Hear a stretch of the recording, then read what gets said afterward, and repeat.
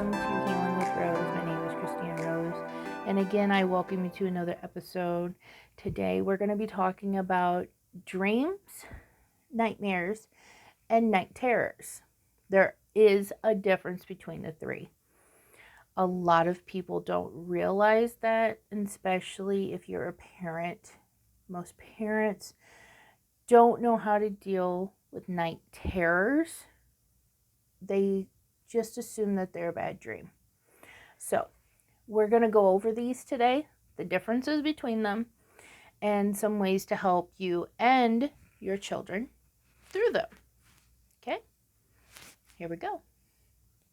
So, first off today, regular dreams. Everybody knows that everybody dreams.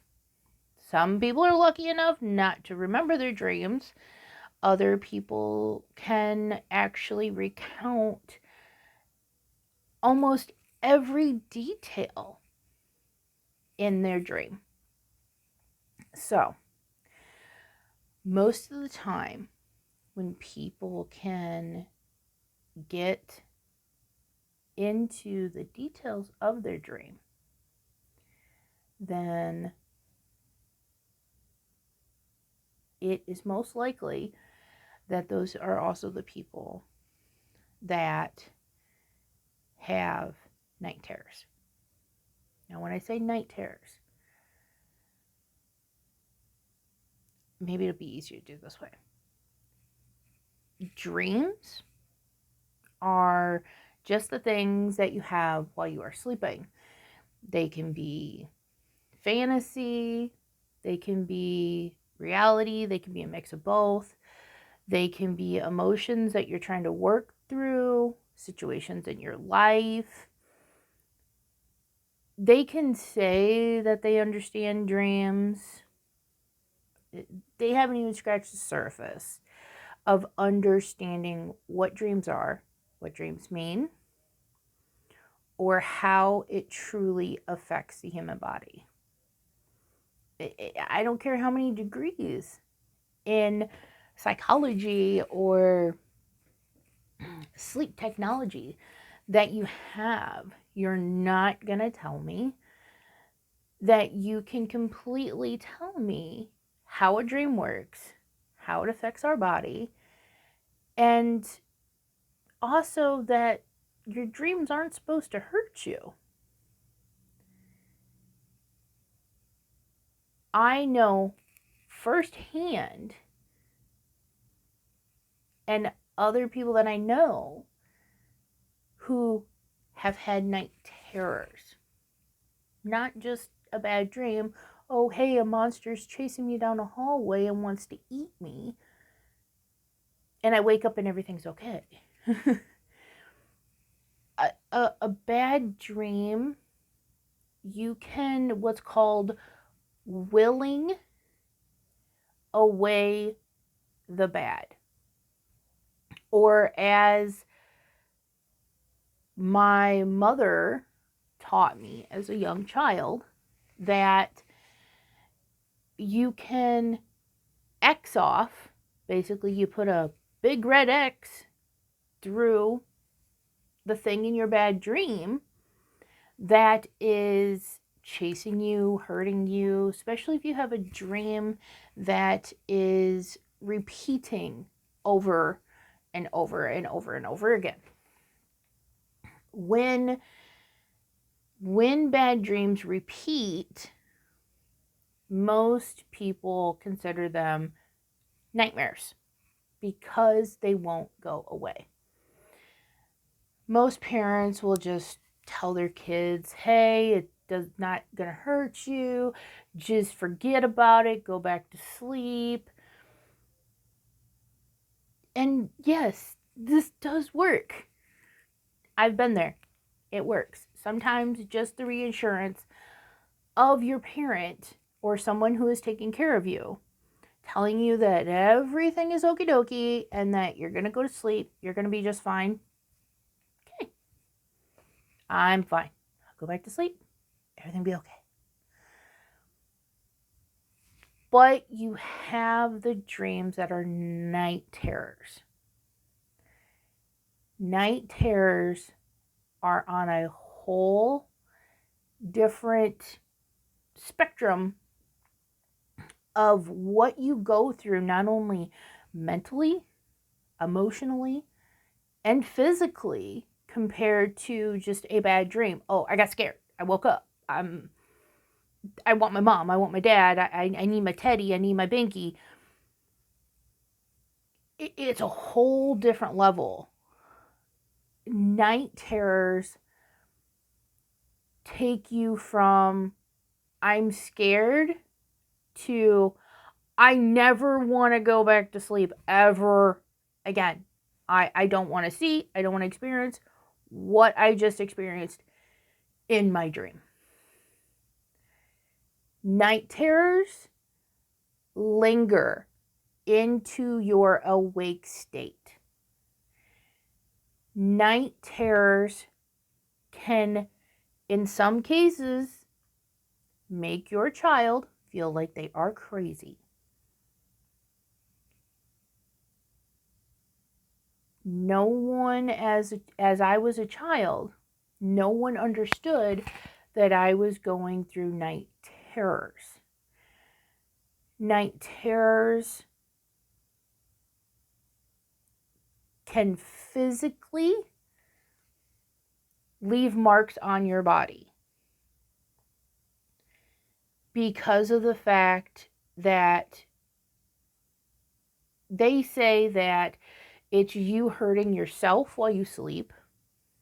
But my mother watched me sleep multiple times while having night terrors. And I didn't hit anything. I didn't hit myself. I didn't fall out of bed because I was having like a seizure type fit during my dream. But later on in the day, where things happened to me in the dream, I actually started seeing bruising. I actually started seeing like red areas. Like it wasn't a bruise like somebody beat me up with a baseball bat. By no means. This wasn't like, you know, my parents beat me or anything like that. No, no, never ever, no. But there was slight bruising, and I did not do it to myself. There was redness. I never scratched myself. I never ran into anything. But it was where I had been from my night terror, from the thing in my night terror, had attacked me. And I think when you go through something that severe in your mind, and especially being a child, I think that it can have a lot stronger effect on you physically and emotionally, and it lingers. And even though you try to put it away or try to forget about it, it can cause physical effects. It can cause emotional stress. It can cause mental stress. Because the things in my dreams or night terrors that were hurting me, that were chasing me, I would start to hear their noises before I ever went to sleep. I would, as I would shut my eyes, I could feel them like pushing on me, and I would open my eyes and go, okay, nothing's there. You're fine. Like, just go to sleep. Everything will be okay. I had tons of stuffed animals around me. Like, I used to make them my protectors and trying to get them to protect me because of the fact that I tried all of my mother's tricks. For the regular bad dreams, the Xing out worked. Put a big red X on it. Tell it it's bad. Go away. Okay, great. That is a perfect thing for you to use if you have a child who is having just a consistent bad dream, not a night terror. A night terror, you can still have night terrors into adulthood, which I still do. And there's other people who have night terrors that I know. And there's some famous people who have also talked about night terrors. But they talk about it very briefly. And I would like to eventually make a second video to this video about night terrors and list to you or find videos or autobiographies of these people, famous people, that have actually talked about night terrors and about how it's affected them through their life, because it's not something that a lot of people talk about. It really isn't. And when you're an adult, you're just like, yeah, bad dream, whatever, go away. But when it's a night terror, a night terror can affect you for days. It feels so real that when you're in it, you don't realize that it's a dream. This is the difference between the night terror and the bad dream. Bad dream, you know it's a bad dream. If there's a purple gorilla foaming at the mouth on a unicycle, most people are going to go, that's a bad trip. Like, that's a bad dream. Most people are not going to sit here and go, yep, this is real. This is terrifying. I'm never going to trust a purple monkey or a gorilla ever again. No. This is a great example of a night terror. And I'll actually give you one of mine. Zombies are one of the biggest money makers in Hollywood. In any genre, actually. And I myself, I love horror movies. I love zombies. I love The Walking Dead. I have all kinds of zombie games, and we play zombie scenario games, me and my family. I mean, we love Halloween. And for me to love Halloween and love horror movies and have night terrors, this was before I was allowed to watch horror movies. To have night terrors and never be allowed to watch horror movies or be around anything scary, even as a kid, I'm going, wait a minute, why is this doing what it's doing? And it is really hard to explain how real, like how utterly real night terrors feel. It's like being literally in your own horror movie. And usually when that really bad part shows up, you can jump out of it. Usually in a bad dream. Night terror, unfortunately, you have to usually live it to the end. Like, you either die in your dream, you either are about to die in your dream, you're being mauled to death in your dream, and until it gets to that absolute worst part in your night terror, it doesn't stop.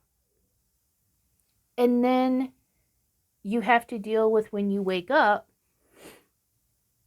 you have to deal with the consequences of your mind. You have to deal with the multitude of emotions that goes along with everything you just saw, seen, felt, heard, tasted. When I had my night terror about zombies, it wasn't that I was scared of zombies. That wasn't the case. The case of my zombie night terror, mind you, I was maybe 14, maybe 15 when I had that night terror. In my night terror, I was the main character, of course, and in that night terror, I had to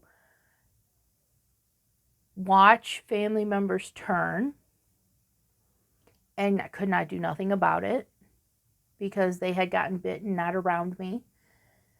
I had to kill some of them in my dream because they had turned and were trying to attack me. Other ones were already dead when I found them. And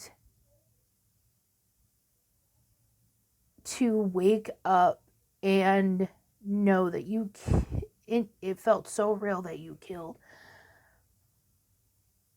multiple family members and then watched seeing the rest of them dead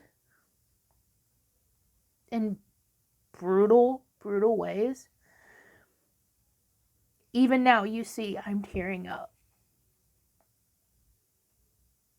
The emotion and the trauma that night terrors have on you. And mind you, I am a lot older than 15, 16 years old now. And just thinking about that night terror, and that night terror haunted me for a good 6 to 9 months. I had that night terror every night. And I mean every night. And I would wake up traumatized from it every night. Every night until I started controlling the dream, the night terror. You don't have to not be afraid to fight it. But one thing you do have to do, you have to try and put yourself in control. You have to realize that there's going to be things in your night terror you cannot change. You can't. It doesn't matter how hard you try. The harder you try to change the things that can't be changed,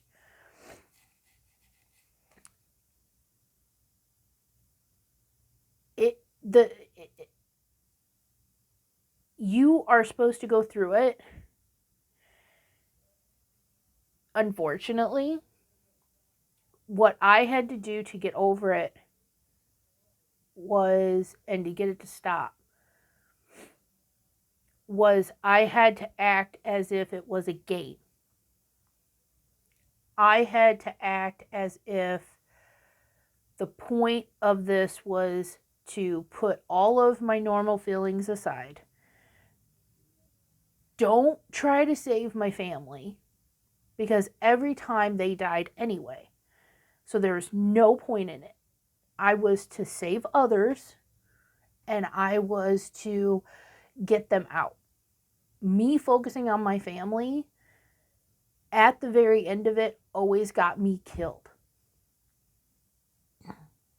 But to wake up and know that you killed them before you died was always traumatic. And I love my family. I never want to harm any of them. but to know and to feel it so real, and to think that I had to do that to survive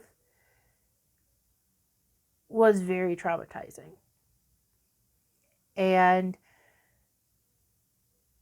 so please do not just assume that when your child comes to you and says, "Mommy or Daddy, there was a monster chasing me.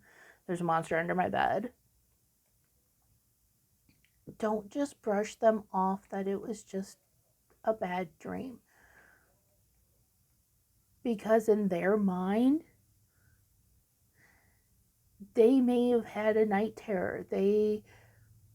But not knowing how to describe to you or tell you how real it felt, or what they went through in that dream, or what the things in the dream did to them. Just try to really listen to whoever is talking to you about their dream, and try to comfort them the best you can, but never make them feel like what's going on with them isn't going to hurt them, because to them, it can always hurt them, no matter if they're awake or asleep. So just try and understand,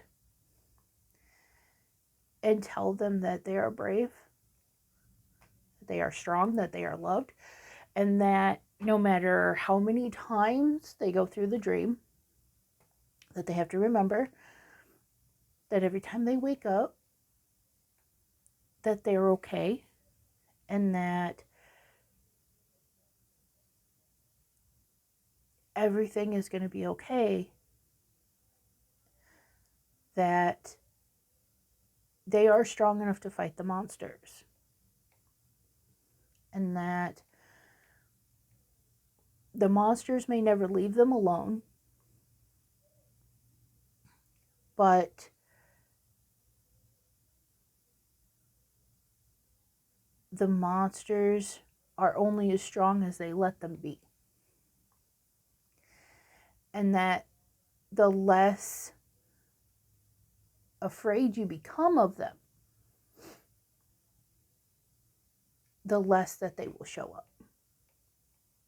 So try and help them understand, and find a way for them to see the monsters as something other than monsters, and remind them how strong they are. I know that this was kind of a long one, and I apologize. It's just that I myself, I think, due to the stress of things going on in the world, I think that that's why I started having some bad night terrors again. And I'm pretty sure I'm not the only one out there having weird dreams, nightmares, night terrors. But I am going to be having another video for dreaming meditation and relaxation. So please give that video a look. And as always, please like and subscribe. Leave a comment if you would like. And I can't wait to talk to you guys again. And also be looking forward to possibly having a live chat down the road. But please leave comments so that I know what you guys would like to talk about and how I'm doing. And of course, I know I'm probably going to get, "She's crazy. Don't listen to her. She's crazy. Run away." I'm already waiting for it. So I'm glad you guys are here. Glad you guys are listening to me. I hope all of the stuff that I talk about helps, so that you know you're not the only one or this isn't the only, you're not dealing with just one person, that there's other people out there that have some of the kind of same issues. Okay? Thanks. See you next time.